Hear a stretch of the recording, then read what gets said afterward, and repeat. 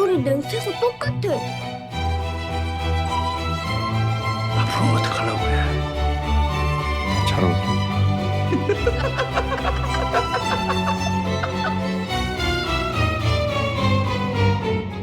Hello, I've recently written a book about movies. I wrote it from a political scientist's point of view and with the general reader in mind. I wanted to show how popular movies and documentaries have the intellectual and emotional power to help us to see more clearly, but also to feel more deeply what is wrong with our world today, why it has turned out this way, and what we can do about it.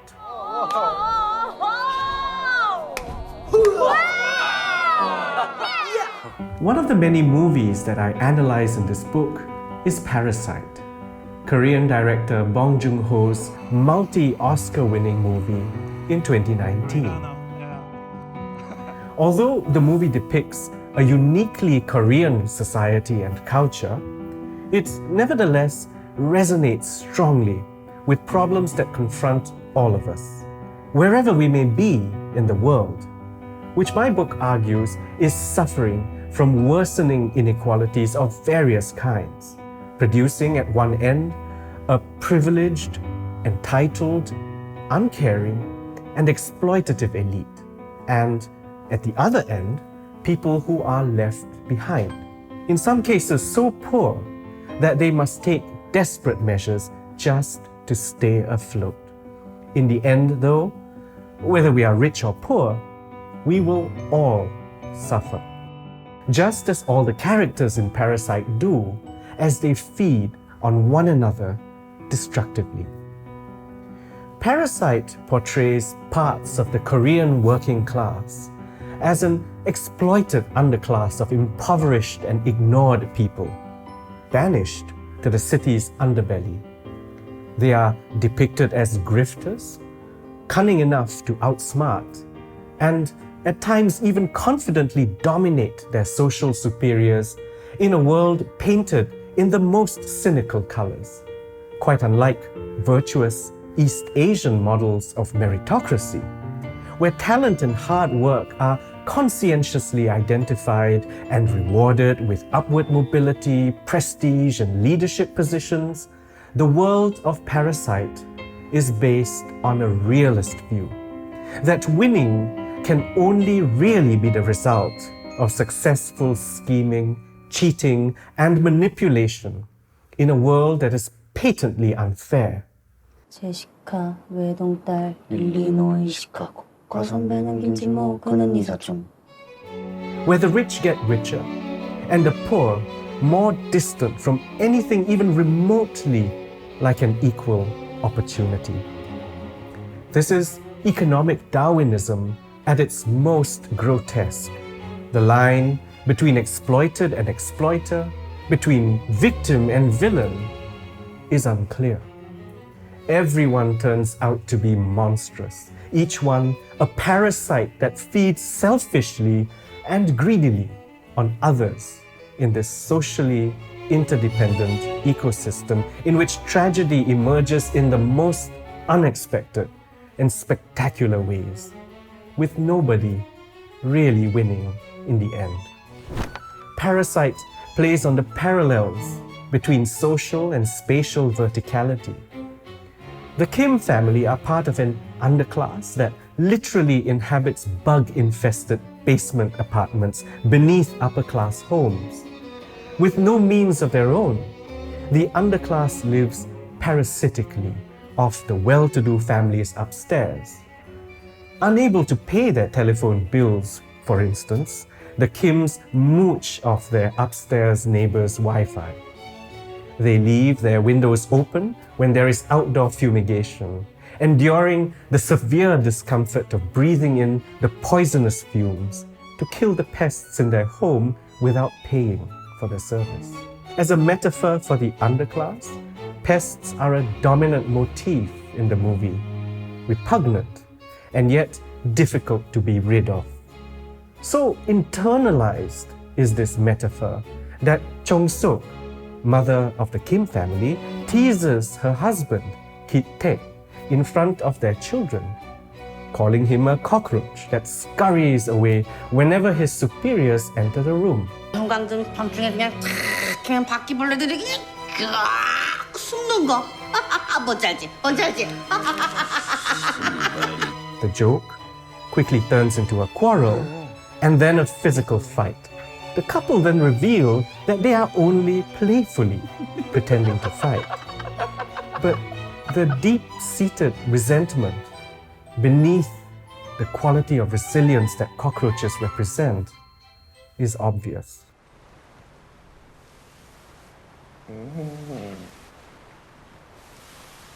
Parasite presents the upper-class world in a fully elaborated form.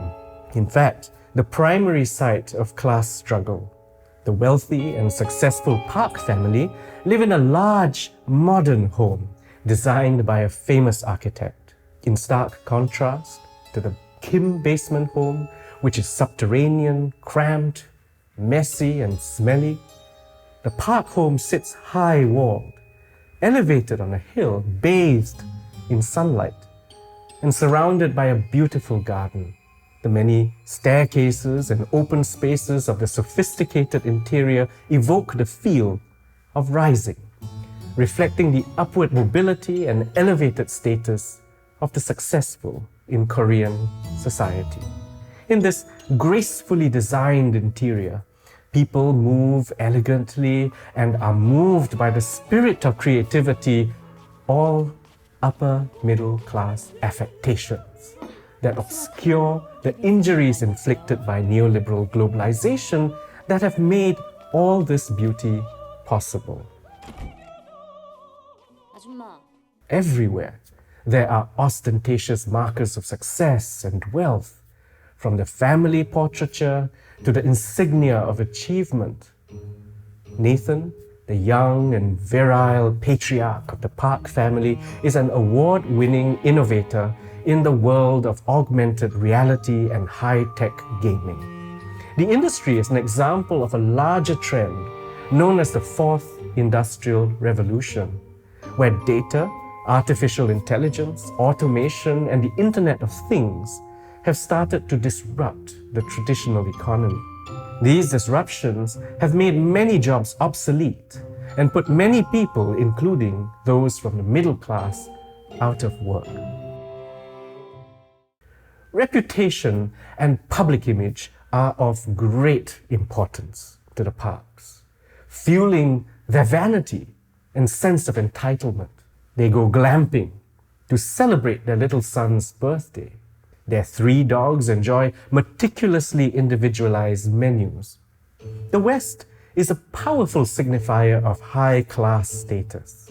The Park's elitism is derived from a stylized idea of rugged, affluent, and liberal America in the Korean social imaginary, shaped by a complex historical and geopolitical relationship that has evolved since the Korean War in the 1950s. More interested in the brand provenance than the products themselves, Yeongyo buys her young son Dasong a bow and arrow toy set and a teepee-style tent from the US. She sends him to join the Cub Scouts to learn focus and moderation. The Native American motif is interesting in the parallels that can be found between European settlers who brutally took possession of lands belonging to the First Nations in America, and the ways in which economic development and neoliberal globalization have transformed traditional and indigenous Korean culture and community, sometimes brutally. Quite ironically, the privileged Park family can afford to appropriate the stereotyped imagery of a subjugated indigenous people, victimized and debased by the foreign power so admired by the Korean elite. The Native American reference here also foreshadows the violent, revolutionary ending of the movie. 이 인디언 도끼 막 들으면서 When conquered and immiserated people attempt to rise forcefully and reclaim their dignity, but end up with more death on their side. 저는 계속 웃었습니다. The movie makes clear that the elite and the working class live parasitically off each other in essentially interdependent ways. Elite families like the Parks need the services of working class people to make their lives functional and comfortable, but they are disdainful towards this class. Several times in the movie, Nathan and Yeonggyo make casual reference to the offensive odor of working class people. They try to describe it to each other as the smell of a basement, an old radish, a boiled rag, or the special smell of people who ride the subway. Later, while riding in their car and unable to tolerate the body odor of Ki-taek, who by this time has connived to become the family driver, Yeonggyo covers her nose and rolls down the window in disgust. Throughout the scene, the details of Ki-taek's facial expression reveal years of humiliation and pent-up anger over both small and large indignities with which the lower classes have had to put up for all their lives.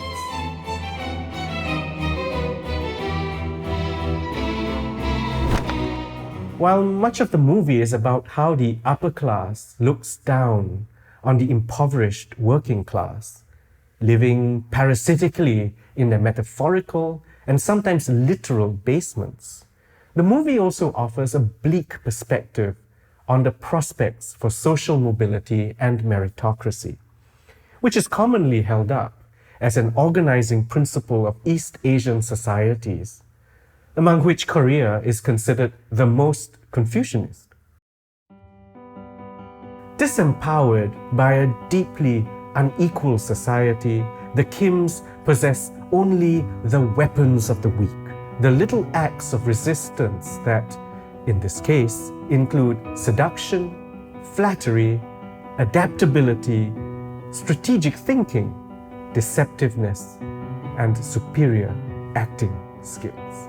These weapons seem at first adequate to gradually move them out of poverty by winning the trust of the gullible elite. But the Kim's upward mobility is not without limits. Nathan pays much attention to a line he draws that the lower classes must never cross. While some social mobility may be achieved through guile and dishonesty, exploiting a basic dependency that the elite have on the working class, it also highlights how the Kims show no compunction about stepping on other members of the working class to rise. Moral solidarity and collective action against exploitation are difficult to achieve among workers who compete with one another just to survive. Here is the economic Darwinism that prevents the exploited from working together as a class to overcome their exploiters. Instead, the exploited are themselves exploiters.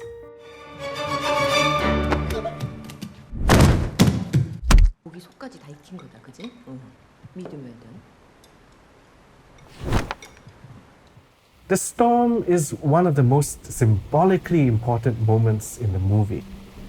To the Parks, the storm is little more than an inconvenience that puts an end to their extravagant glamping trip to celebrate the birthday of their youngest son. In fact, from the comfort of their living room, they can sit back and enjoy watching through the glass walls the cleansing and therapeutic effect of rain.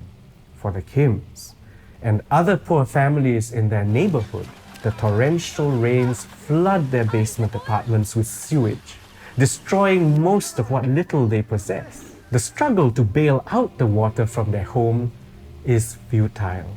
In one of the most poignant scenes, sewage shoots out of their toilet bowl as Jessica helplessly and calmly sits on the cover, smoking her last cigarette.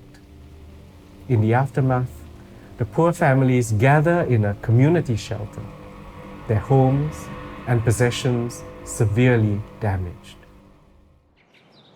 In contrast, the Parks decide to make lemons into lemonade and organize an impromptu garden party after the storm. Kevin and Jessica are invited to the party, and their parents are summoned to the Park residence to prepare for the elaborate event.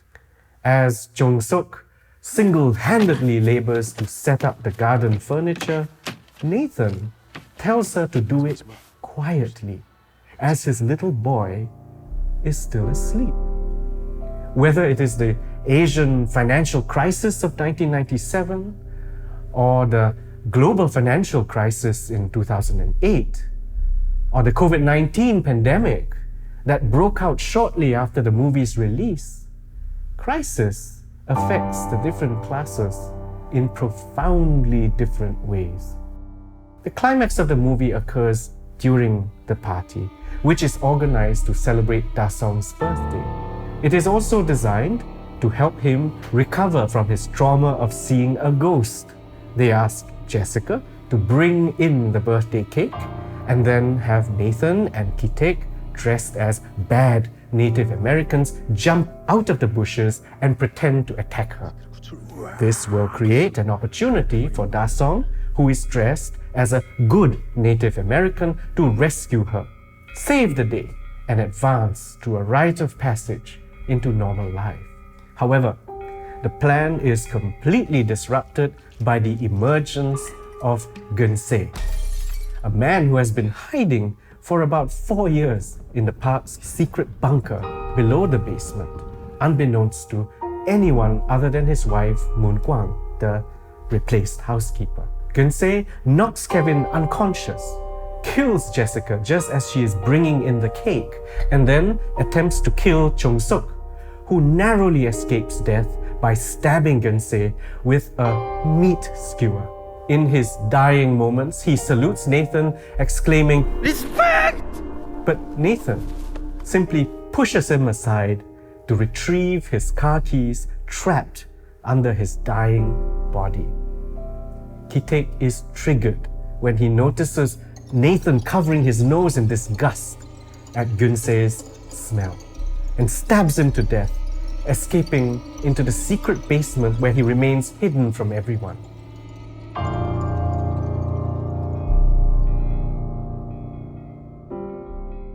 Geun-se is a very important figure in the movie.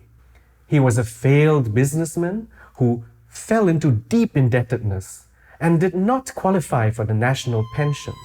The movie's political economic context often refers to the Korean government's austerity and neoliberal propensity for social disinvestment. Even in a time of national crisis, unable to repay loan sharks, he needed to hide to save his life. In the womb-like safety of the hidden basement, he is infantilized and behaves like a child, in fact, like a prisoner, with great respect and affection for his jailer. Geun-se operates the automatic lighting in the house by banging his head against the switches. He also uses this same mechanism to send Nathan signals of praise and gratitude in Morse code. At the end of each message, Geun-se ritually salutes the family and exclaims, "Respect!" The Parks are completely unaware of any of this and think that the lights come on due to electronic motion sensors.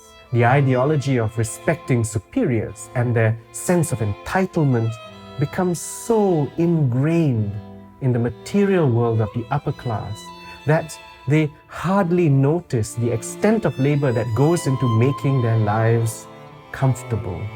This is called privilege, a hidden structure of advantage that the elite enjoy, often without having earned it or even being conscious of it. Hiding for so many years in the deepest basement, unknown to almost everyone, Geun-se is the horrifically primal object of exploitation. He was a contributor to Korean society's meteoric rise from post-war abject poverty to sterling economic success as an Asian tiger economy. Once also a beneficiary of this success, in neoliberal times, he has become its victim. Losers in meritocratic society are sometimes put on display to magnify the success of the winners and to serve as a warning to others against indolence and complacency.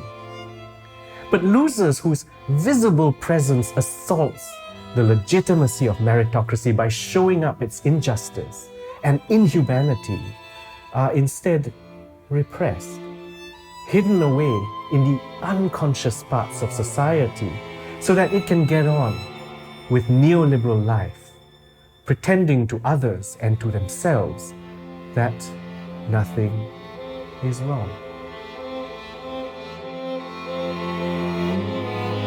The unconscious mind is where unpleasant or unacceptable thoughts, feelings, desires, and memories are repressed and thus eliminated from consciousness. But what has been repressed in these sub-basements of the mind remain influential, always threatening to return. Da Song is the spoilt child who represents the future of neoliberal elitism. The ghost that he encounters in his moment of trauma is, in fact, Gensei, who emerged momentarily from hiding in the middle of the night.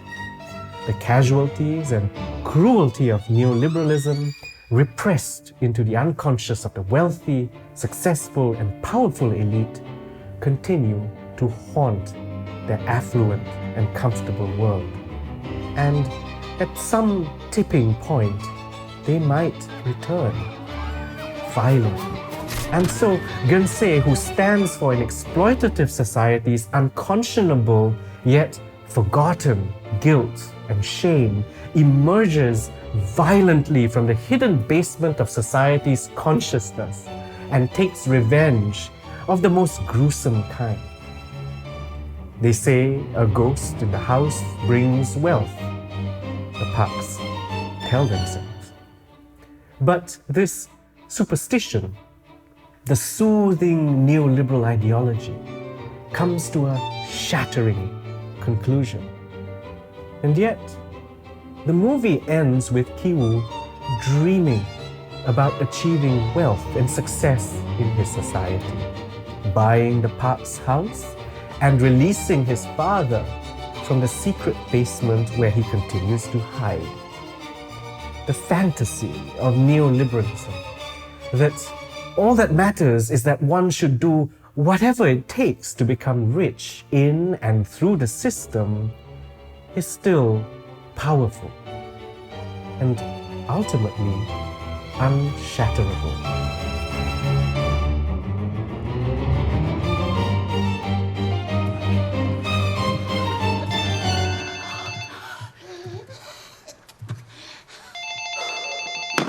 여보세요? If you enjoyed listening to my analysis of Parasite, you might like to get a copy of my book, in which you will find a lot more analysis of movies and documentaries that I think can inspire us to want to save our very precious world.